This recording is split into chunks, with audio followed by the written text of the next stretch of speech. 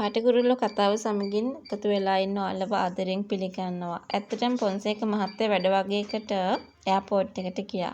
ඒ වගේම නුරාන් වෙන රටකට යන්න හිතාගෙන එයාපෝට් එකට එනවා. ඇත්තටම මේගොල්ලෝ එයාපෝට් එකේදී මුණ ගැහිද මොන වගේ දෙයක් වේවිද? ඉතින් අපි අද මේ වෙලාවේ ඒ ගැන තමයි කතා කරන්නට බලාපොරොත්තු වෙන්නේ. වීඩියෝ එකට යන්න කලින් ඉල්ලීමක් කරනවා. මේ වගේ වීඩියෝස් දිනපතාම බලන්න. ඔයා කැමැත්තක් සහ උනන්දුවක් තියාගෙන ඉන්න කෙනෙක් නම් අනිවාර්යෙන්ම ඔයාට පුළුවන්කම තියෙනවා මගේ channel එක subscribe කරලා මාත් එක්ක එකතු වෙන්න.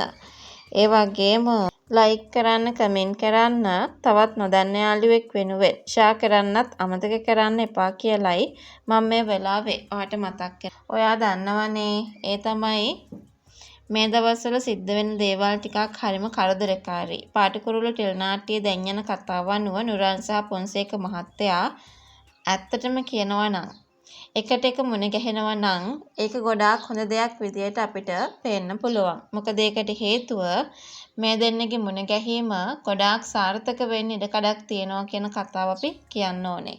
මොකද තාත්තත් හිතාගෙන ඉන්නේ ඉක්මනින් කොහොම හරි නුරාන් මුණ ගැසිය යුතුයි කියලා. අන්න එතකොට මේ හැමදේම වෙනස් කරන්න පුළුවන් වෙයි කියන තැනකත් ඉන්නවම තමයි.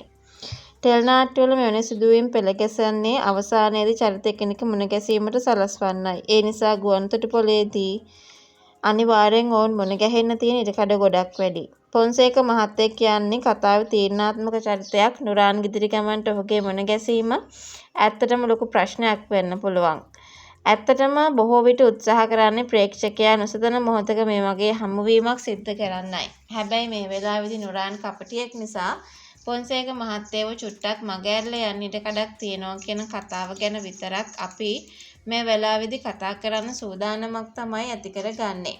ඉතින් කොහොම හරි ඒකත් වෙනස් විදියකට අපිට මේ වෙලාවේ කතා කරන්න ඉඩක් හදලා දෙනවා කියන කතාව මට මේ වෙලාවේ ඔයාව දැනුවත් කරන්නට හැකියාවක් තියෙනවා කියන කතාව ගැන මම මේ වෙලාවේදී ඔයාට මතක් කරලා දෙනවා.